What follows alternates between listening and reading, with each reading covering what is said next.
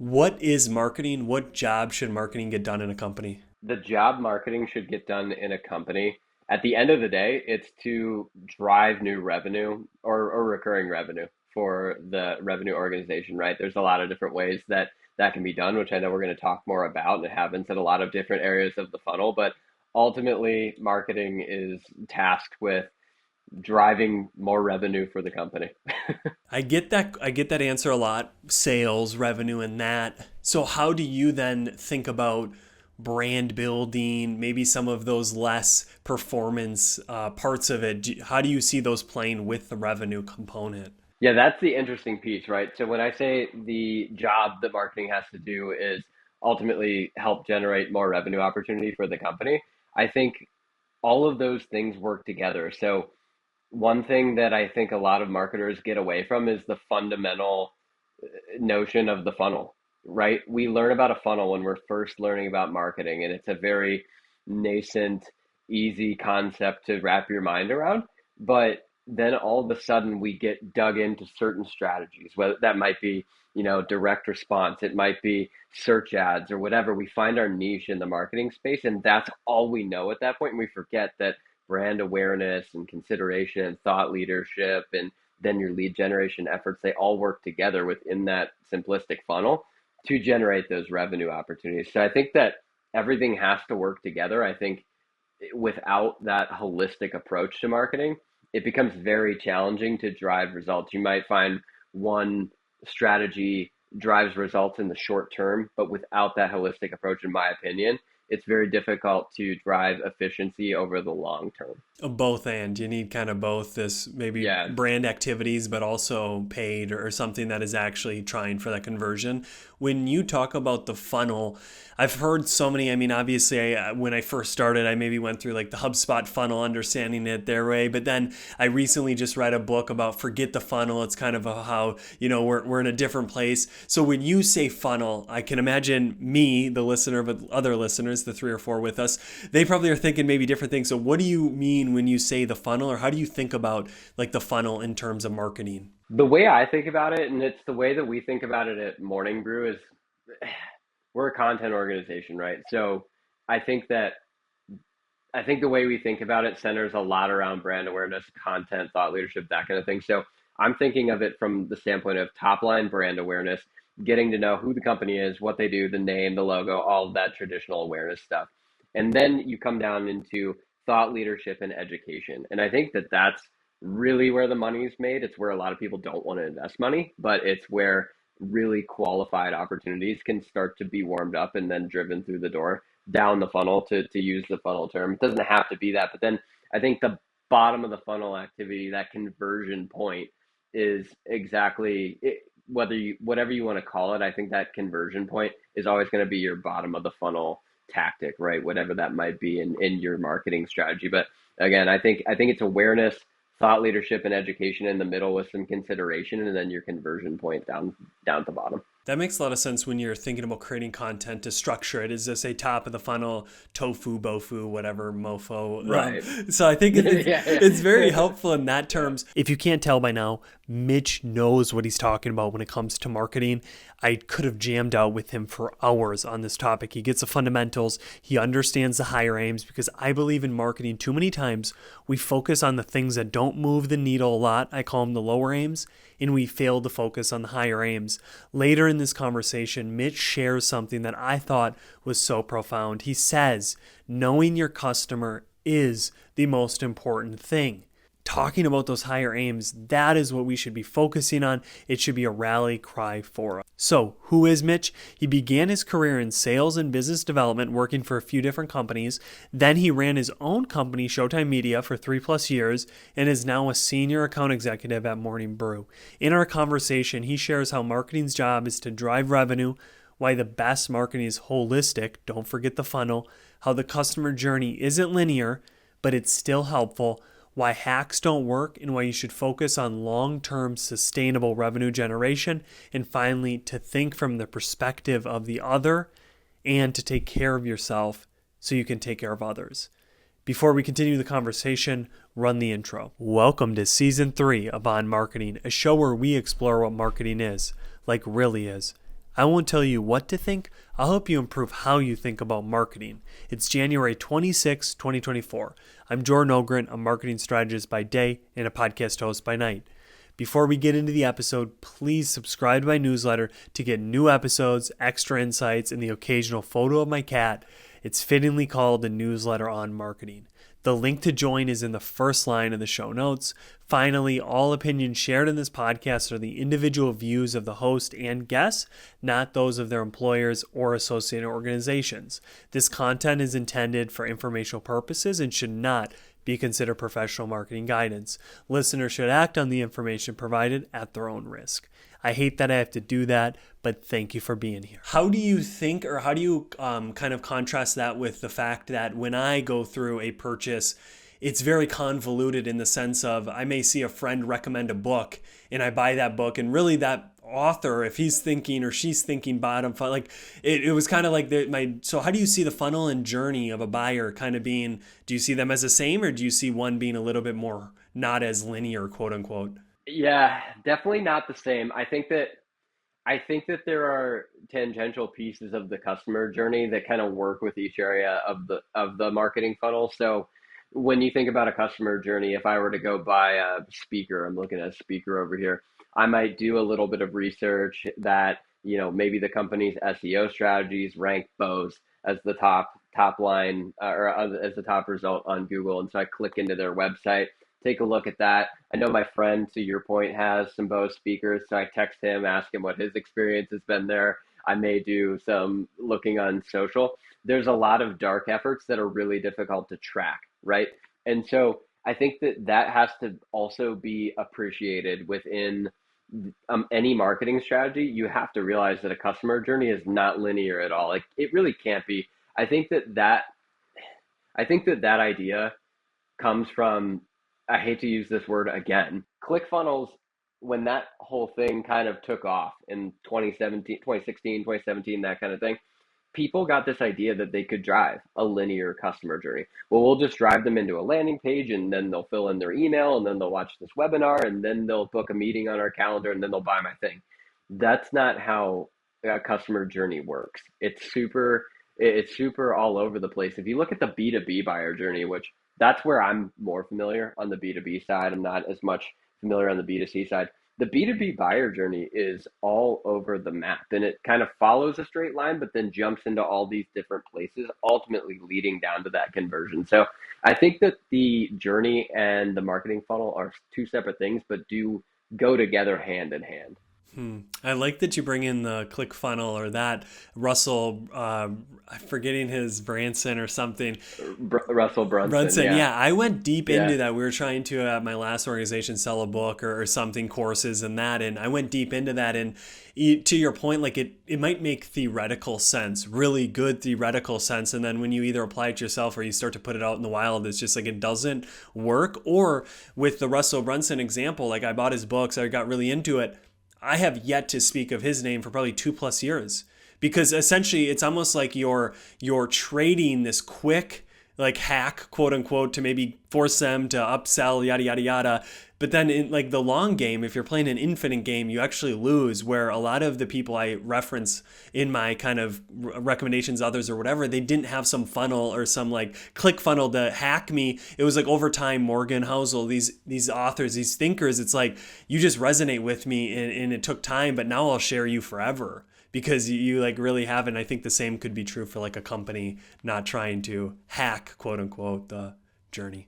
Yeah, it walks hand in hand with what I mentioned in the job that marketing should do. I think you can find tactics that in the short term will generate results, right? You could put together a click funnel and have someone fill out their email and then watch a webinar and book a call with you.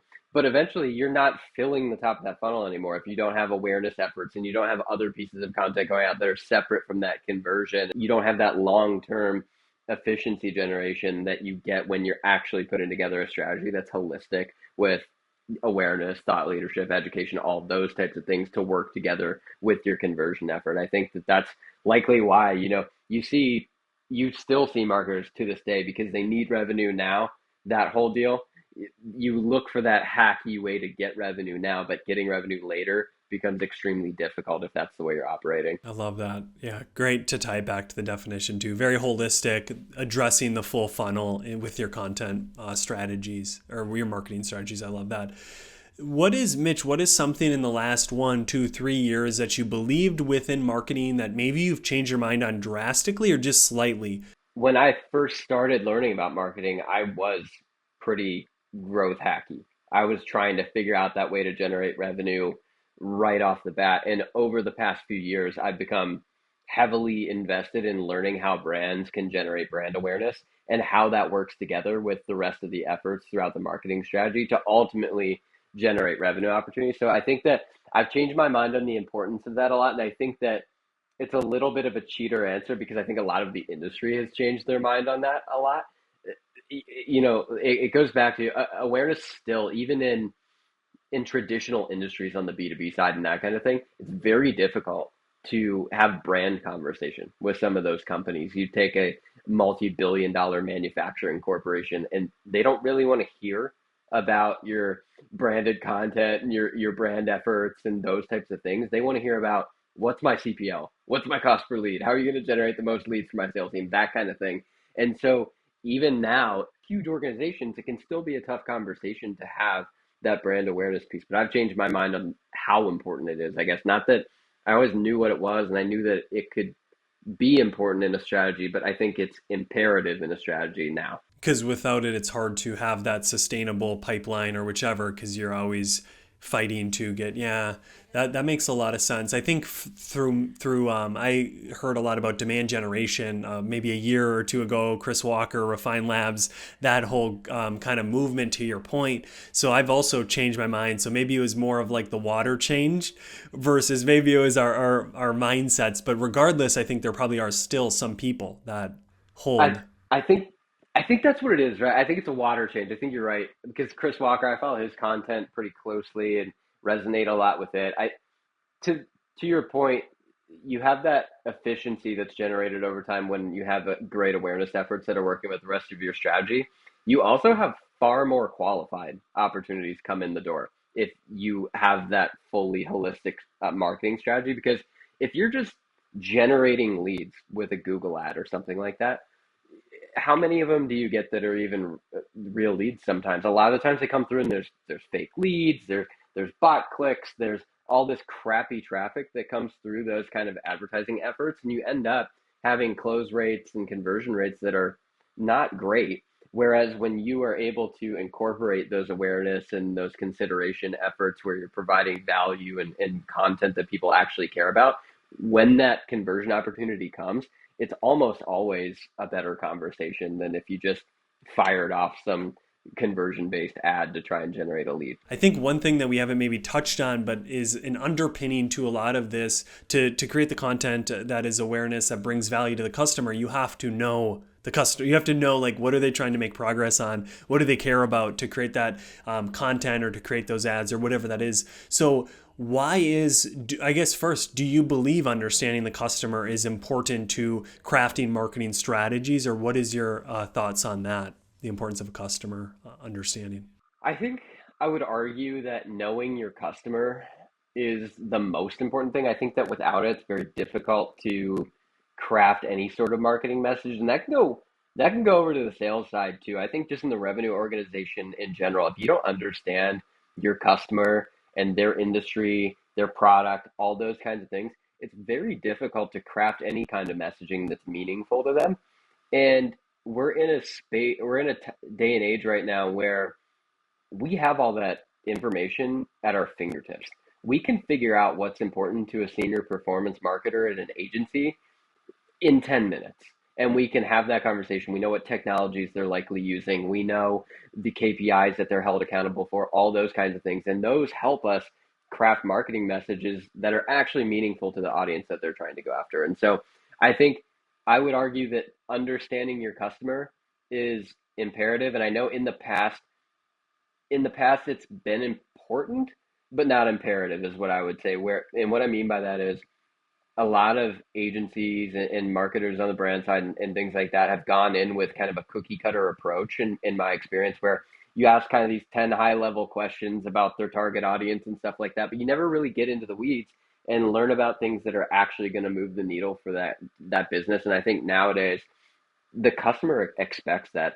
Consumer behavior is shifting drastically in the digital space, right? My expectation of what I see in an advertising environment and on social and all these and TV even has changed so much. It needs to be more personalized at scale. It needs to be more engaging. It needs to be get my attention even more quickly than it has had to in the past.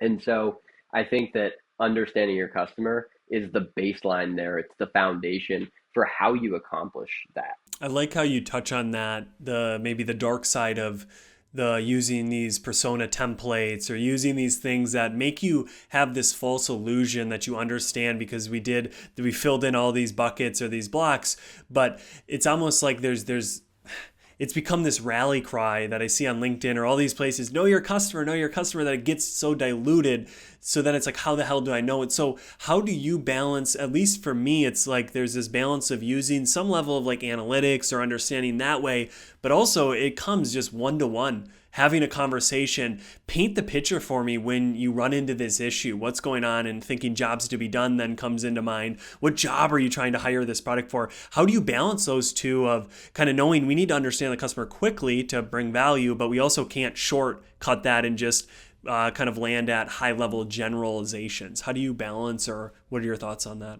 We've all seen the persona decks that companies have where you open it up and it's like, this is Steve, and Steve is an IT manager at this company, and Steve cares about this and has these problems, right? Well, the IT manager at NVIDIA is going to be drastically different than the IT manager at seed stage startup company in San Francisco in a completely different industry, maybe in FinServe or something like that, whatever. It doesn't matter, a different space than NVIDIA is in. So with that, you can't treat those personas in the same way. And I think we get trapped in that. And so the way to balance it is, unfortunately, in my opinion, with a lot of hard work. I don't think there's a silver bullet to figuring this out. I think it requires, to your point, conversation where you go in and you really get an idea of, some of my favorite questions.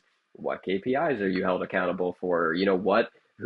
What are you doing differently than your competitors? Not just in general, but in all of these different areas of your product that I see on your website. I see you have 6 verticals. What do you do differently in healthcare that competitor A, B, and C does not do? Tell me some of your customer stories. If you can get into that lens, if you can start getting customer stories from the people that you're developing campaigns with, you can get a really great idea into those personas. So I think it's having a framework. There's nothing wrong with those decks that I joke about if you use them as sort of the baseline. They can be the baseline for then going in and asking the more in the weeds questions to refine that persona for the space that they are in. Because I think that if we generalize, it's the same thing as, if you send out a mass email campaign on the sales side and you just send the same email to a bunch of different people, you might get some bites, you might get some engagement, but you haven't personalized it for what that person is going through. And so the engagement's just going to be lower because people see that it's not really for them. And so I think that it's having that foundational data. And, if you have a company that's had some success and have some customer stories, you can go back and take a look at what's worked, what hasn't, optimize based on that and say, okay, this is kind of who our persona is, but then we have to iterate based on the company that we're talking to in that instance and go into the weeds with questions. So essentially burn the persona playbooks. No, I'm just kidding. But that's kind of like, yeah, I think that's going to be a good clip I'll be using on this, because I do truly believe it's a shortcut and it's a way that you can feel like you have this knowledge or you have a great grasp. And there's nothing worse than an illusion of knowledge versus realizing I don't know shit. I'm going to go talk with them. Because that also, though, and I'm glad you provided some questions or some ways you can dig deeper, because that's become a rally cry too. Go talk to your customers.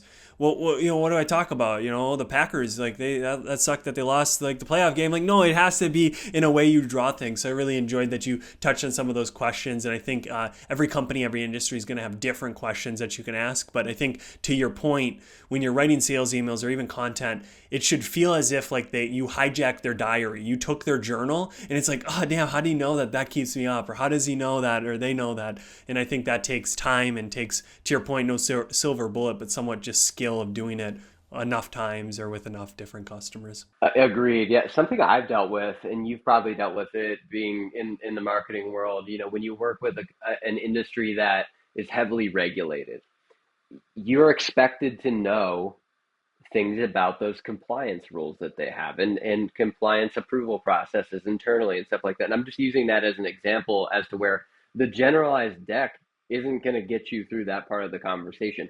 If you're talking with a firm that has 10,000 financial advisors and you're putting together a marketing campaign for them, there's a hefty compliance process that goes on. Oh, and by the way, each state has different compliance rules. So are all 10,000 in California, or are they all over the United States? These are the questions that you have to know to position yourself as an expert. And that's just, again, an example that I've experienced in the past. Every industry has that kind of thing.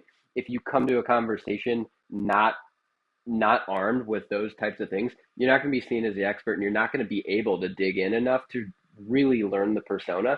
And knowing that persona then allows you to craft campaigns that are more engaging. It's just the way it goes. So I think that, again, you have Google at your fingertips. Everyone can jump on their phone right now, and we can take a look at, what compliance rules financial services companies have in different states. We easily could do that in the next 10 minutes. People just are always looking for that silver bullet in marketing. And I get it. There's a lot of pressure on us to deliver, but to deliver, we kind of have to put in the hard work on the front end. That's kind of my opinion. Just do the work, right? Just do the Yeah, work. I exactly. love Yeah. that. I really liked a post you had recently. It wasn't really about marketing, but it was about these one-way, two-door decisions. I think it might have been off Bezos' conversation with Lexford, which I just loved. I ate that thing up. But how do you use that when maybe making decisions, strategic decisions in marketing, especially as things are rapidly changing, to know, is this one way, is this two-way? Can you just elaborate a bit on that, as I was fascinated by your post, so I wanted to go deeper on that. Yeah, I appreciate that. Number one, that part of the podcast stuck out to me so much because I think that, to define this for anyone who hasn't listened to the podcast, basically Jeff Bezos talks about one-way door decisions and two-way door decisions. And one-way door decisions are decisions that require, in his opinion, and mine as well, a ton of reflection before making that decision, because you can't come back very easily once you've made that decision. So it's a one-way door. You go through the door, you've kind of made your decision, you're in that position now. Two-way door decisions are where we can make that decision, we can walk through the door, and if it doesn't work, we can just walk back through easily, not a big deal. So the fortunate thing, in my opinion, about marketing when you're thinking about this framework is that many of the decisions that we make are two-way door decisions, right? As long as we're being healthy experimenters with our marketing budget and we're not gambling it all on one strategy or anything crazy like that, it's usually pretty easy to walk back. So, when I think about that, if I'm thinking about maybe experimenting with a new channel, or if I'm thinking about activating on a new audience that we haven't activated upon before, things like that, as long as, again, you don't blow your entire marketing budget on this, it's a two-way door decision. You walk through, oh man, that audience doesn't really engage with our content, doesn't do really well for us. Walk back through. We're going to go back to what's worked, what's been tried and true. I'm struggling. I'm struggling to even think what would be a one-way door decision. I guess here's one. Uh, your brand identity, if you hang on to the early one for too long, can be a one-way door decision. You can walk back your brand identity, but it's very difficult if you've solidified it in any way. So if you've become company for whatever it is, and you've generated a significant foundation of customers and your brand awareness is anything, it's kind of hard to walk that back. I wouldn't say it's a complete one-way door decision. You see companies go through rebrands all the time, but it's expensive, it's tough, and not every customer resonates with those types of rebrands. So that can be a little bit difficult. And there's other things in marketing that are probably escaping me right now that could be similar to that. But most of what we experiment with in marketing, in my opinion, is a two-way door decision. Step one is knowing what that decision is. And even if many of them are, it's still just important to know when that one way decision comes. I'm thinking of like new CRM maybe or something where it's like, oh, it's going to take so much time to get a new one if we go all in on this one to then change. I like where you took that because I wasn't even thinking about it from, you're right. So if I think about it from, if we get into data and we get into technology and that part of the marketing work, I was thinking just from a strategy perspective. So thank you for taking me out here because that's true. So when you start thinking about, putting in a new data warehouse or should we invest in this clean room or a new CRM, those are huge, especially for small companies, decisions. They're hundreds of thousands or millions of dollars that you're putting on the line. So you really have to make sure that all the stakeholders that need to be involved are involved and that you're having the conversations about, hey, if this goes wrong, what happens? And if this goes wrong, what happens? And if this goes right, what happens? And you need to play out all these situations when it comes to that because you can really hurt your company with those huge levels of investment. I think that you're right. The first step is just what is the decision? And a lot of times we make so many decisions in a day that we don't really stop. I don't stop and think like, what's the decision here? I just decide and go, you know what I mean? And so I've been trying ever since hearing that to stop, reflect, what am I deciding on? Can I walk this back easily if it doesn't work? And then if you can, just experiment, go, be willing to take the risk. But to your point, if your company's buying a new CRM or investing in a new technology or going to outlay a significant amount of budget into a new media channel or something like that, you really need to think about it and make sure that the decision you're making is going to have a positive impact on your business with a really high degree of likelihood. I think the last bit that you touched on there is important, that many times we may treat two-way like one ways, where we just spend so much time thinking about, do we start a newsletter? Just do it for a month, do it for 3 months. Like, it's not that hard to add Beehive or to MailChimp or whatever, like just quickly get it going. So I think sometimes we do that where we just totally take so long on a certain decision and then we hire someone without taking much time. And it's like, you do realize, to your point, there's second, third order consequences of that new hire, that you waste all the time training them if they don't, like, it's so funny. I think with personal, it's very easy to understand this. Having a child, getting married, yes, you can abort the baby, you can divorce, but that's a lot of trauma and things that, so it's like, think about, people might decide where they're going to go on a vacation, spend more time thinking about that than who they're going to marry. But if you really sit back, it's like, no, that's like a one way is the marriage, but a vacation, like if we book it, I mean, you could argue that could be one way depending on the size of it, but it's really important, I think, just to think about the decisions we're making, which was kind of the core that I took away from the podcast and your post. I think personally, it's a lot more evident. You're right.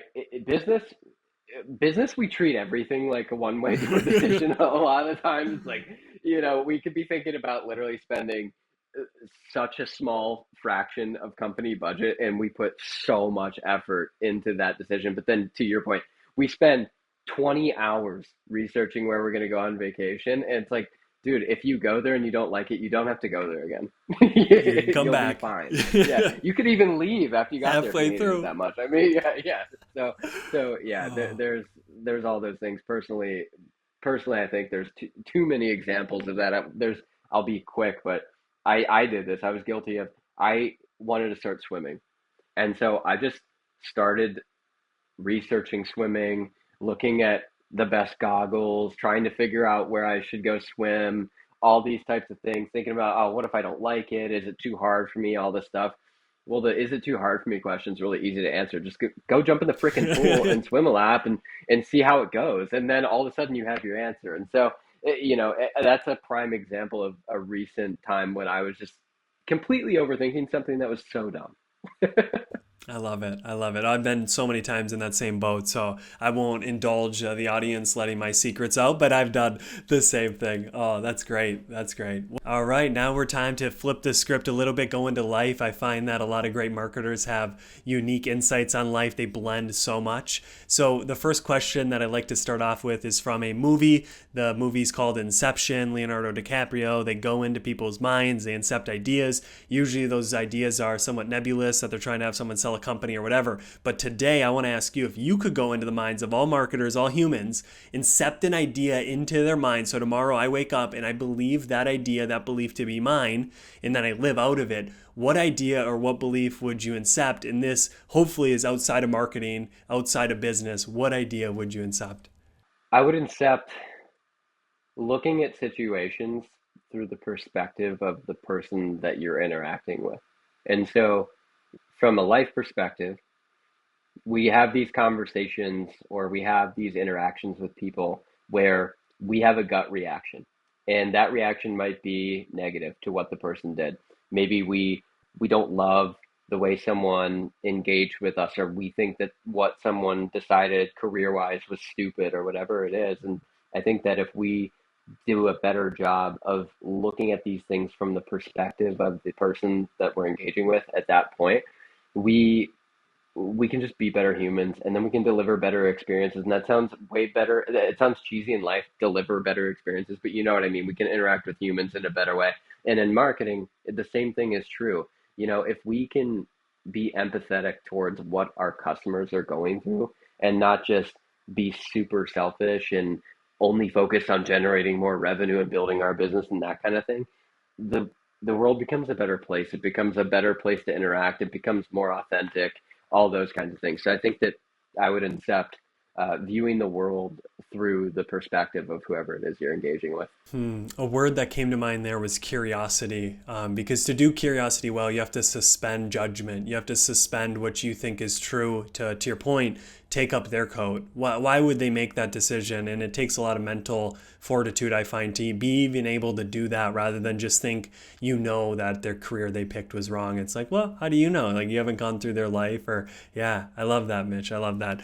What's a value or a belief that you think isn't getting enough attention but deserves more focus and attention and could help both individuals and the entire society just flourish more? That's interesting. I think that maybe the value or the belief is that I think it might be taking care of yourself so that you can take care of others. And that's been a hot topic over maybe the last, I don't know, 5 years or so.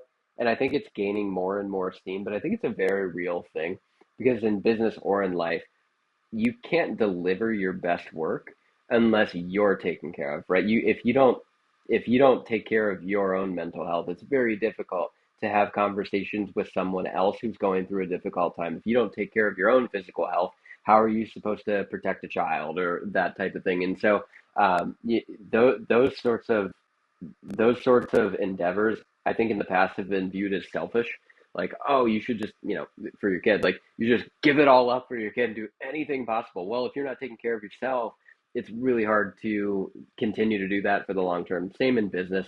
You can't deliver effective work every day if you're not taking care of yourself. So I think that I know I had to stop and think there for a second, but I think that that's the belief that I hope continues to gain more and more traction. I love it, right? There's a cliche, put your mask on before you help others on the airplane. There's this Brian Johnson, I follow this individual. He has this app, Heroic, but he talks a lot about how hero used to mean kind of having power, strength for two.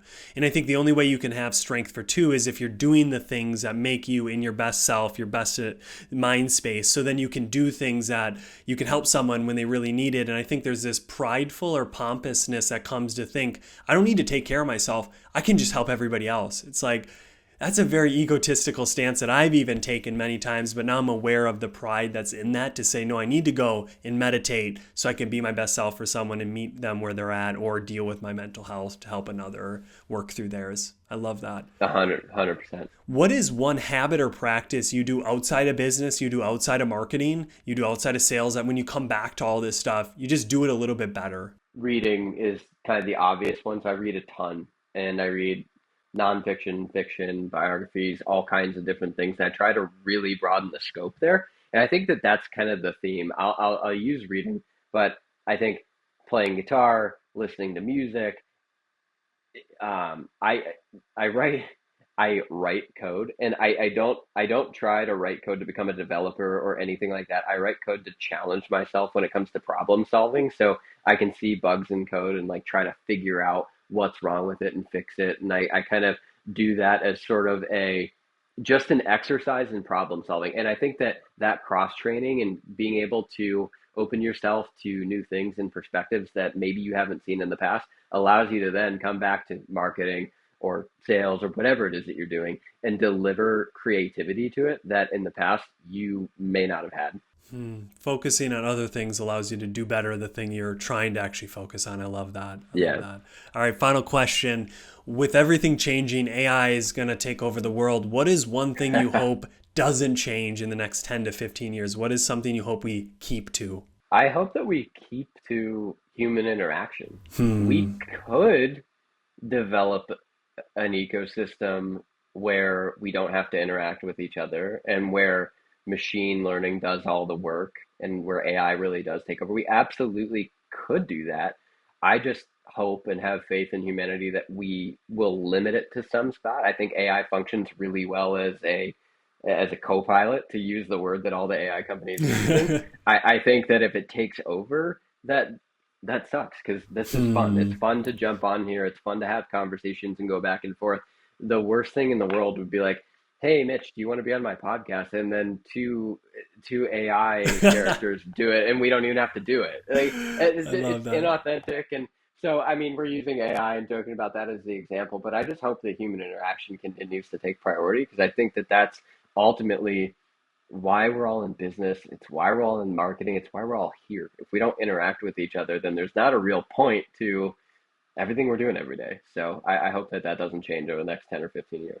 Preach. Well, I appreciate you, Mitch, for coming on here and doing some human interaction with me. I learned a lot from this Yeah. convo. It was great to Thank you. finally virtually meet you. And yeah, I hope this isn't Yeah, our last time that we can connect. But thank you for coming on, man. absolutely. It's been a long time coming. Thank you for having me. Yes. And this is the end of the podcast. Awesome. Thank you for making it this far, because few do. So, to repay you for the time you spent listening to me, my guest, I have an offer, I have a deal for you. If you click the first line in the show notes and sign up for just let me know whether LinkedIn DMs or email jordano@hey.com, I will give you 60 minutes of free marketing help, whether that be guidance on your messaging, positioning, or your content strategy, or even helping you write a landing page for a new product or service you have coming. Sign up for it. Let me know you did. In 60 minutes, I am all yours.